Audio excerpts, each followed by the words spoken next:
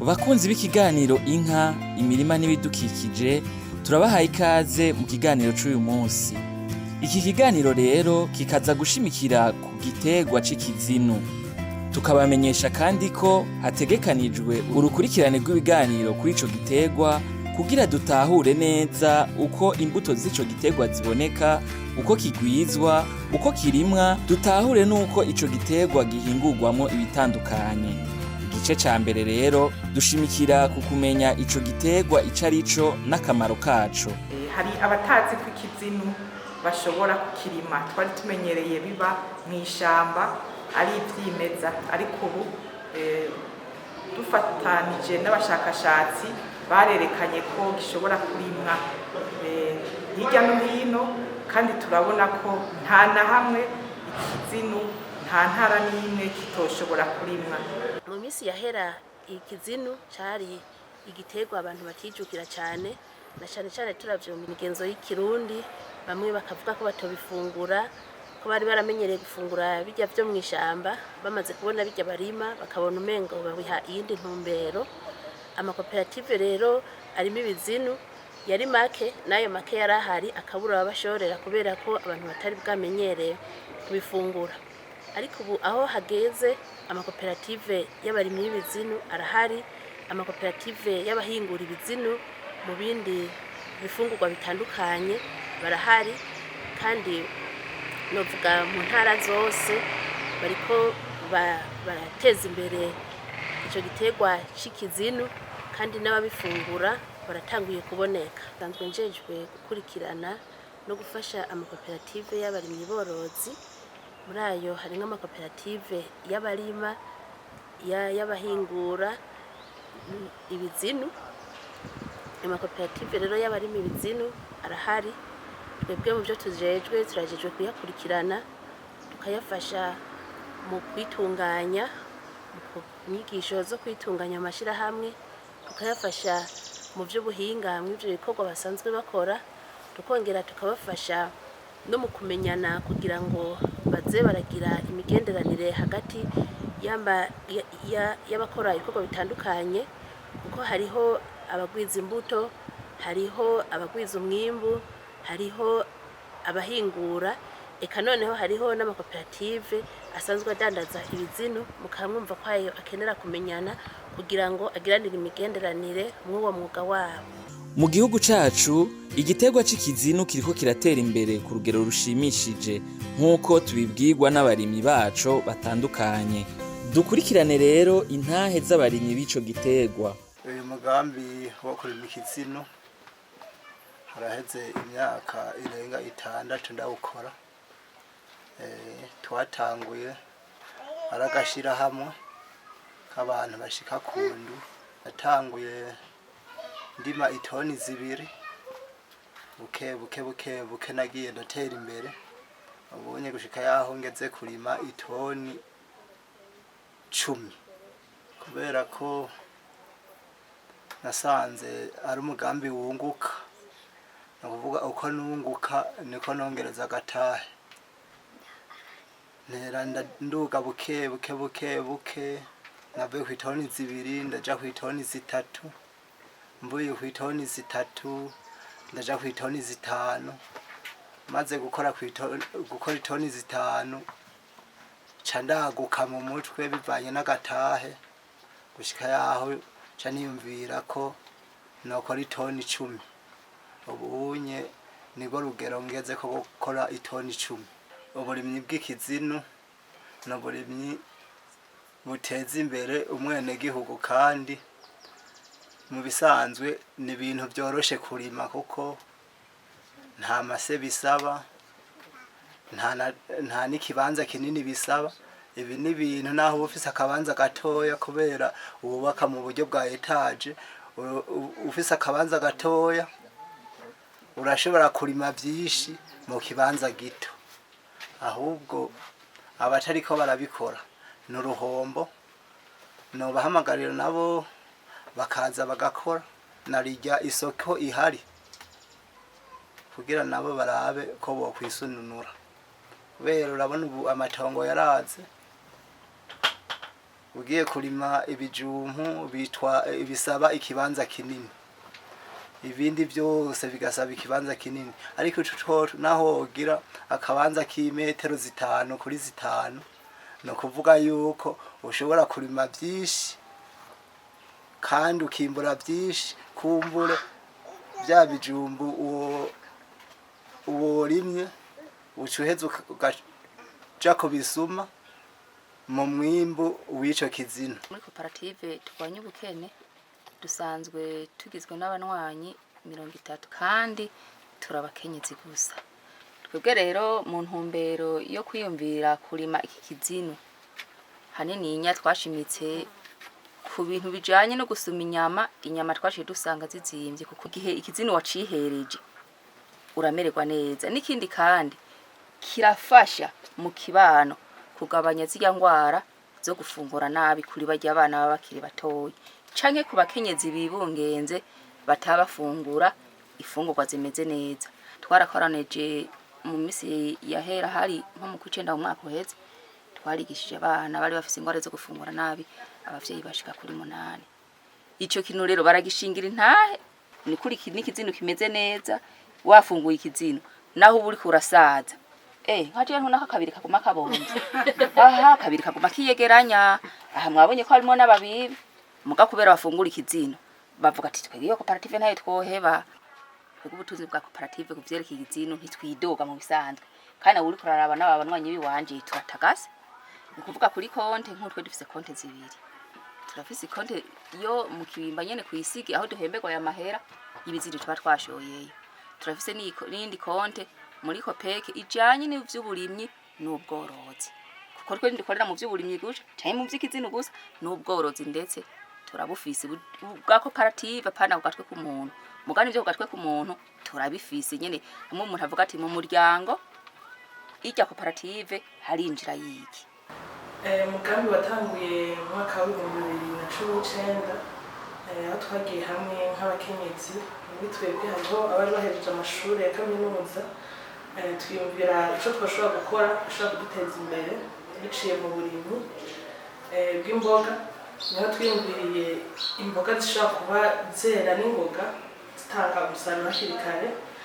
Tubona ko ikizino kiri mu mboga zera hakiri kare, kuko ikizino giteye hagati y'imisi 7 na 14 kiba gitangiye kwama gutanga umwimbu. Tuja mu ubwo burimyi bw'ikizino, hama turadandaza kandi twongera tukahingura ibyo twakuye mu mwimbu wacu. Tugitangura bisanzwe novuga ko byaracumbagira kubera tweko dukorera bwa mbere bw'iterwa tutamenyerewe. Ibizino nibaza ko atari ubu bigiye kumenyekana cyane. Bwa mbere ntibyari bizwi rwose kubera hari nk'ingero ku masoko wasanga batubwira abasumyi ngo nisubizaho ntuye cyangwa ibyo ntibiribwa.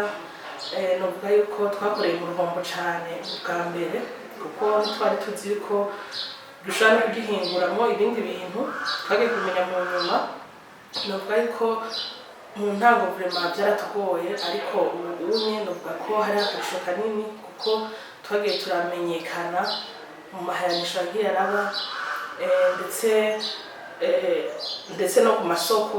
Ubu uravye amasoko ubunye abakiriya barahari, amasoko atandukanye usanga biba bihari.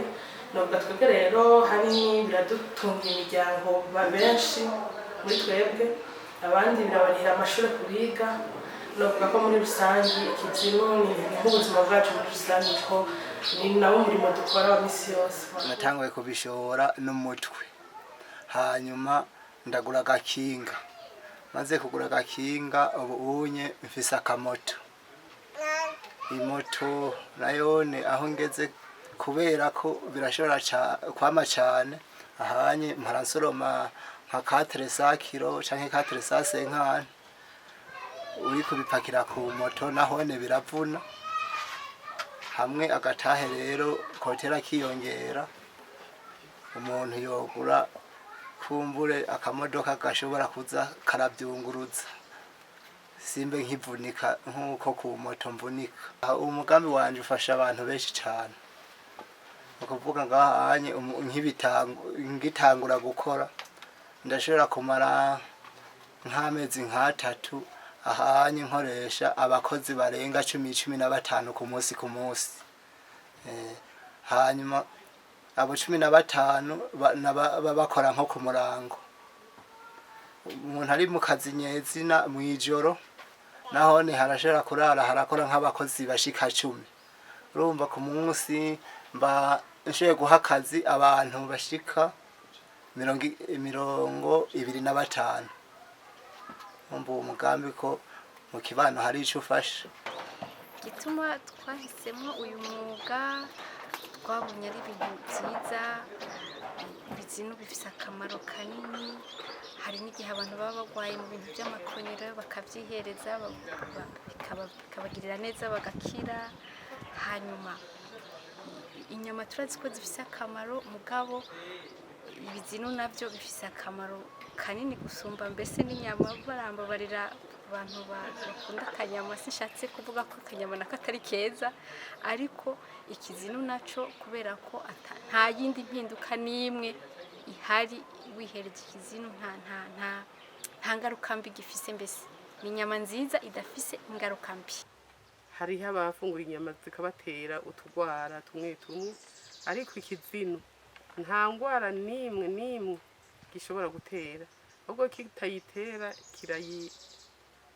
kirazikiza ni ukuvuga ikizino turashobora kukirya nka brochette ikizino turashobora kukirya burete tukakora amaburete yo mu kizino amasambusa yo mu kizino eka kirakora isose hanyuma kandi n'abantu benshi bumvise yuko dufise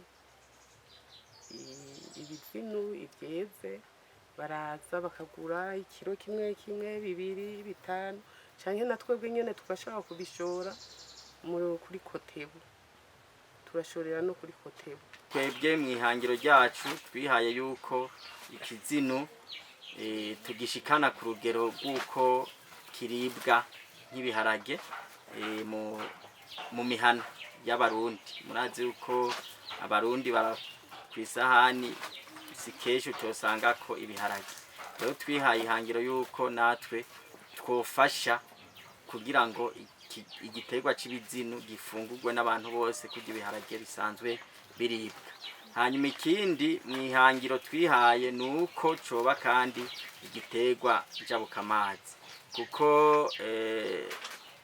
hariho twovuga ko igihugu kiracakeneye ibiterwa njabukamazi mu byo rero twabonye twofashamwo nuko n'iki giterwa c'ibizino naco coba njabukamazi kuko turamaze kugira twovuga n'amaese tukabona yuko abo mu bindi bihugu babikunda naho twovuga muri Kongo naho twovuga ndamaze kubakwe ndashika mu Bushinwa naratwaye ibizino byumye narabonye ukuntu babihurumbira rero bakavuga yuko igihe tworonka umwimbu ukwiye ko boshobora kutugurira kuko nubu hari ibihugu muri Afrika usanga biriko birashora dufate nko mu Bushinwa rero natwe muri iryo hangiro ni twaragihaye kandi turimaze ko igihe nubu turabona yuko bizoshoboka muri iryo hangiro rero kugira tuyashike kayo mahangiro uko ari abiri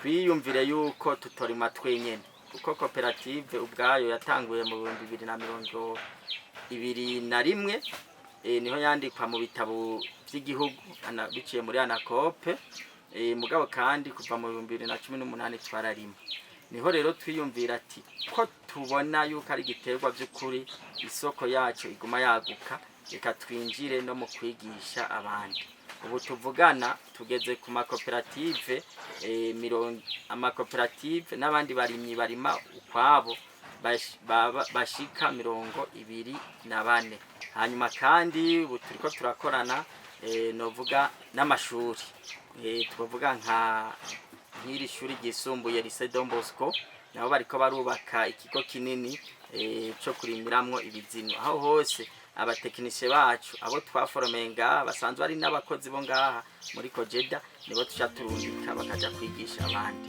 Ishirahamwe Sover risanzwe rikorera ku mutumba wa Kibimba, komine n'intara ya Gitega, ni imwe mu mashirahamwe akorera mu gisata c'uburimyi, ikaba nayo irima ico gitegwa c'ibizinu. Kuri ico gitegwa nababwira ko dufise ubwa mbere ikigo kijejwe gutanga inyigisho ku barimyi bifuza kurima ibizinu, turafise ikigo co kugwiza imbuto, turafise ikigo kijejwe gutunganya ibisigarira vy'imboga dukoresha mu kurima ibizinu, tukagira aho ducururiza vya nkenerwa vyose umuntu aba akeneye mu kurima ibizinu. Turafise igisata kijejwe gukurikirana abarimyi aho bari bose kubijanye n'ubuhinga, hambavu yaho tukaja tugira n'igisata kijejwe kwegeranya no gutunganya umwimbu w'ibizinu, tukagira kandi naho duhingurira, bavuga ko umurimyi aba yakoranye natwe turamuherekeza twahereye ku nyigisho, tukamwereka aho agurira vya nkenerwa vyose akeneye kugira ngo arime, hama tukagenda tukanamufasha kugurisha umwimbu aba yimbuye, ko kuri twebwe tuvuga tuti umuntu narime afungure umusesekara w'umwimbu wiwe aronke aho awushorera. Ico nico dufasha cane abarimyi mu gitegwa c'ikizinu. Abasanzwe bakurikirana abarimyi ndetse n'amakoperative akorera mu vy'uburimyi bahamagarira abasahiriza leta mu iterambere gushigikira abarimyi ndetse n'amakoperative akorera kuri ico gitegwa. Ivyo bakaba babishikirije imbere yo kugendera abasanzwe barima ico gitegwa, bakabona n'intambamyi bahura nazo. Twaragendeye Bujumbura, turagendera aha muri Ngozi, turaba cane cane abasanzwe bakora ivyo kugwiza kurima ibizinu, kubihingura ndetse baca banabidandaza. Turagira ngo bwa mbere tubamenye, tubone ingorane baba bafise, duheze turabe ico dushobora gufasha mu bushikiranganji. Twarabonye ko ibikorwa bariko barakora n'ibikorwa vyiza cane, tukasaba kandi ko aba basanzwe bafasha muri iki gikorwa bokwama hafi yabo kugira ngo ubwo bumenyi bukenerwa babandanye baburonka kandi nabo biyungunganye, kandi turabona ko babikora babikunze. Twarabonye ko bagikeneye ubufasha na cane cane kwigishwa kugira ngo bashobore kurondera n'amasoko bashoreramo. Turabona ko bikenewe ko bamenyana, abasanzwe babirima, abasanzwe babihingura n'ababidandaza, kugira ngo mw'ubwo runani bose bakore bunguka kandi bafashanya, bose baronka kunguko. Dusanzwe tuzi ko ibizinu ni bimwe mu vyimburwa bipfa n'ingoga, mu gihe urwo runani rutoboneka turabona ko hoba ingorane. Ikindi nuko twashimye ko bica kumbonesha kure kugira ngo bimenyekane hirya no hino mu gihugu. Ku ruhande rw'abarimyi nabo, Alphonsine Nijimbere asanzwe akurikirana amakoperative mu bushikiranganji bw'ibidukikije, uburimyi n'ubworozi, abahamagarira gukorera hamwe mu guteza imbere ico gitegwa. Tuboneyeho n'akaryo rero ko gutera kamo abarimyi, amarimyi ko botangura ubwa mbere hoho kwijukira gukorera mu makoperative, bakijukira ico gitegwa c'ikizinu, bakijukira gukorera mu makoperative kuko nyamwigenda ko ntari miri mpeshi. Aho mu makoperative niho bazofashanya mu buhinga, bagafashanya mu kugwiza umwimbu. Tugatera kamo kandi n'abasanzwe bafasha mu iterambere ko bofasha cyane mu gushigikira amakoperative y'abarimyi b'ibizinu, kugira ngo ico gitegwa tugiteze imbere, maze kizofashe gushikira ya mbonoka zoza y'igihugu cifashe mu 2040, igihugu giteye imbere mu 2060. Turi kumwe twese, birashoboka ko twiteza imbere, tugateza imbere n'igihugu cacu mu bisata vyose. inka, imirima n'ibidukikije. Dumungere w'amagara nsangiye umurimo ndamuganga kuri nyongo ngakura kwaje. Inka, imirima n'ibidukikije ni ikiganiro mutegurirwa n'ubushikiranganji bw'uburimyi ubworozi n'ibidukikije mukagishikirizwa na televiziyo y'u Burundi.